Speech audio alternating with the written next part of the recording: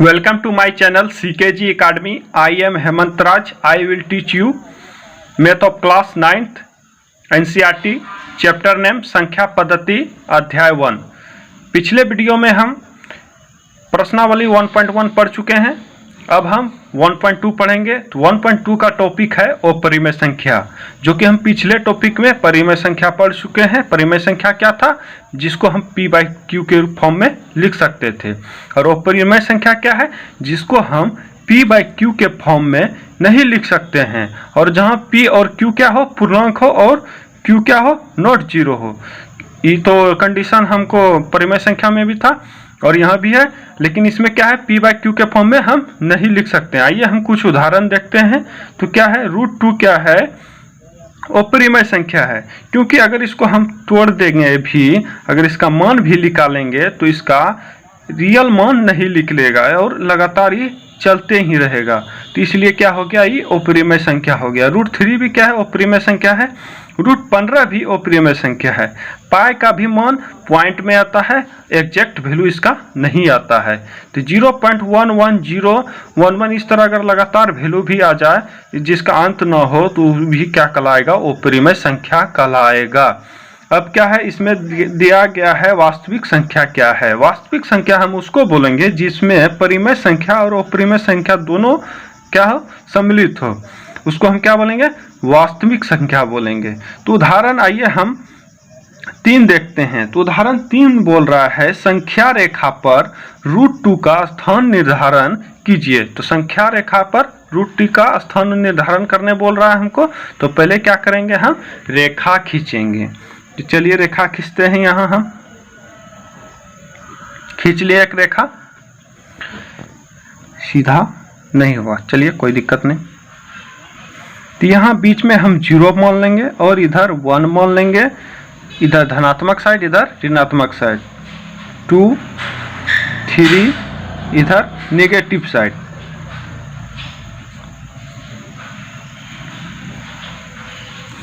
इधर क्या हमको धनात्मक साइड में मानना पड़ेगा। तो नंबर लाइन खींच लेंगे, उसके बाद हम पाइथागोरस थ्योरम से हम इसको बनाएंगे। तो क्या लिखेंगे, पाइथागोरस परिमेय से, पाइथागोरस प्रमेय से। पाइथागोरस प्रमेय क्या होता है, पाइथागोरस प्रमेय आप डिटेल में 10th में पढ़ेंगे, शॉर्ट में हम समझा देते हैं। पाइथागोरस राइट एंगल ट्रायंगल में बनता है नियम। तो सबसे बड़ा वाला भुज जो होता है कर्ण कहलाता है।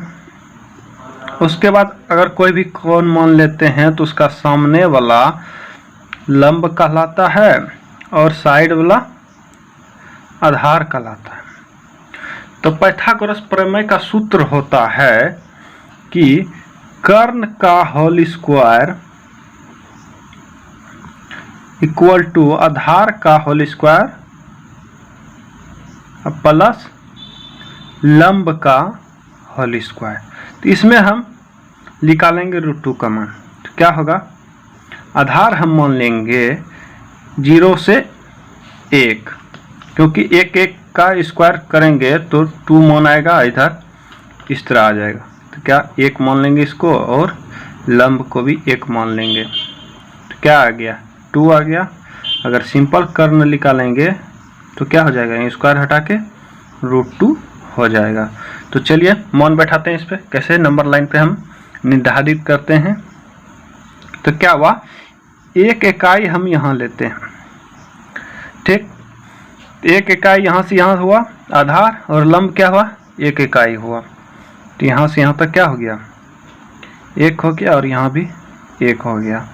फिर हम क्या करेंगे, कर्ण खींचेंगे। कर्ण क्या हो गया, √2। तो यहाँ से यहाँ तक क्या हो गया, √2 मान आ गया। हमको इतना ही लंबाई में नंबर लाइन में खींचना है। क्या हो गया, तो इसको हम इसे उससे हम कर सकते हैं, कैसे, ऐसे अगर कंपास बॉक्स में है 1.5 सुई, तो उससे भी हम बैठा सकते हैं। तो इस जगह क्या आ जाएगा, √2 का मान आ जाएगा, ठीक। अगर मान बैठाते हैं ABCD, तो यहाँ A बैठा लीजिए, यहाँ B, यहाँ C और यहाँ डी। तो क्या आ गया, AC इक्वल टू AD का मान क्या आ गया, √2 आ गया। तो इसलिए फिर क्या, AD का मान √2 आ गया। ये हो उदाहरण 4 हम बनाएंगे। तो उदाहरण 4 भी क्या कर रहा है, उसी तरह बोल रहा है √3 का स्थान निर्धारण कीजिए संख्या रेखा पर। तो उसी तरह हम पाइथागोरस थ्योरम से इसमें बनाएंगे। तो पहले हम नंबर लाइन खींच लेते हैं। तो अगर नंबर लाइन हम यहीं खींच लेते हैं, ये क्या हुआ, नंबर लाइन। तो बीच में 0, उसके बाद इधर धनात्मक मान 1, फिर 2, इधर 3, इसी तरह चलते रहेगा। इधर ऋणात्मक मान। अब क्या बोल रहा है, √3। तो √3 हम पाइथागोरस से पहले दिखाते हैं। तो पाइथागोरस परिमेय से, पाइथागोरस परिमेय से क्या होगा, कर्ण का होल स्क्वायर इक्वल टू आधार का स्क्वायर प्लस लंब का स्क्वायर। तो क्या होता है, क्या मानेंगे, जो कि √3 हमको पुराना है, तो क्या है, यहाँ मान लेंगे √2 का होल स्क्वायर प्लस 1 का स्क्वायर। तो पूर जाएगा, इसका 2 आएगा मान, इसका 1 आएगा, टोटल मान 3। तो हम क्या करेंगे, अगर स्क्वायर हटा दिए तो क्या हो जाएगा, कर्ण का मान √3 हो जाएगा। अब हम इस पे बैठाते हैं कैसे है। तो चलिए मान बैठाते हैं। तो पहले हमको √2 मानना पड़ेगा। तो पहले हमको √2 बैठाना पड़ेगा। तो √2 कैसे बैठेगा, यहाँ से यहाँ तक 1 मानेंगे, फिर अगर यहाँ एक इकाई मान लेंगे तो क्या होगा, यहाँ 1 हो जाएगा इसका मान, और इसका भी मान 1 हो जाएगा। तो इसका मान क्या हो जाएगा, √2 हो जाएगा। तो यहाँ क्या निकल गया, √2 निकल गया। अगर √2 यहाँ निकल गया तो ये क्या हो गया, आधार √2। अगर अब आगे मानेंगे तो ये क्या बन गया, √2 बन गया। तो √2 का अगर यहाँ से ऐसे मानते हैं तो क्या हो गया, यहाँ तक, यहाँ से तो दूरी √2 हो गया। अब फिर यहाँ इसको ही मानते हैं, फिर एक इकाई मानते हैं, तो क्या हो गया, अब यहाँ से क्या हो गया, एक इकाई यहाँ। तो अगर फिर इसको किए तो क्या हो गया, इसका मान √3 आ गया। तो अब इसको फिर से करेंगे, क्या आ जाएगा, ये टोटल का मान क्या आ जाएगा, √3 आ जाएगा टोटल का मान। तो क्या हुआ, तो अगर मान बैठाते हैं तो A, B, C, D, E और F। तो क्या निकला मेरा मान, AF equal to AE equal to √3। तो A का मान क्या निकल गया, √3। तो हम चलते हैं अब प्रश्नावली 1.2 पर। 1 नंबर सवाल देखते हैं। तो क्या बोल रहा है, नीचे दिए गए कथन सत्य है या असत्य है, कारण के साथ अपने उत्तर दीजिए। तो पहला नंबर क्वेश्चन है, प्रत्येक अपरिमेय संख्या एक वास्तविक संख्या होती है। तो पूरा सत्य है। काहे कि वास्तविक संख्या जो होती है वो अपरिमेय संख्या और परिमेय संख्या क्या क्या होता है, सम्मिलित रूप होता है। तो क्या लिखेंगे आंसर में, हम आंसर में लिखेंगे सही, सत्य।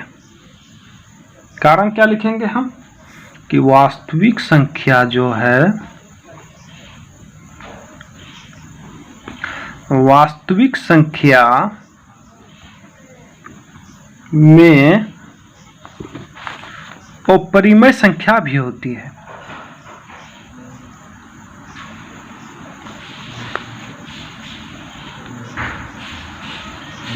संख्या भी होती है।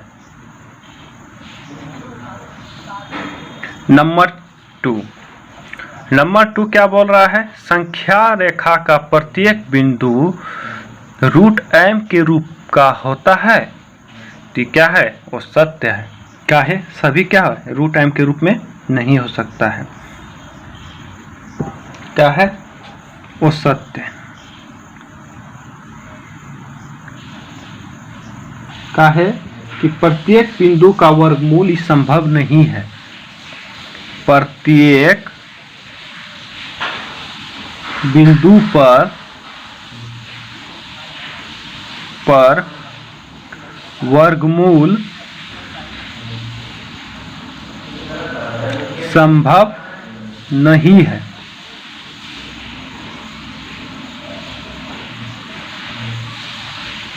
अब तीसरा नंबर, 3 नंबर सवाल में बोल रहा है वास्तविक संख्या, प्रत्येक वास्तविक संख्या एक अपरिमेय संख्या होती है। तो क्या है ये, वो सत्य है। क्या है कि वास्तविक संख्या जो है उसमें परिमेय संख्या भी होती है और अपरिमेय संख्या भी होती है। तो क्या लिखेंगे हम, वास्तविक संख्या में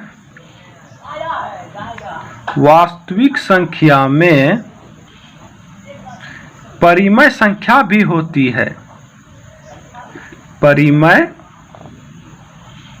संख्या भी होती है।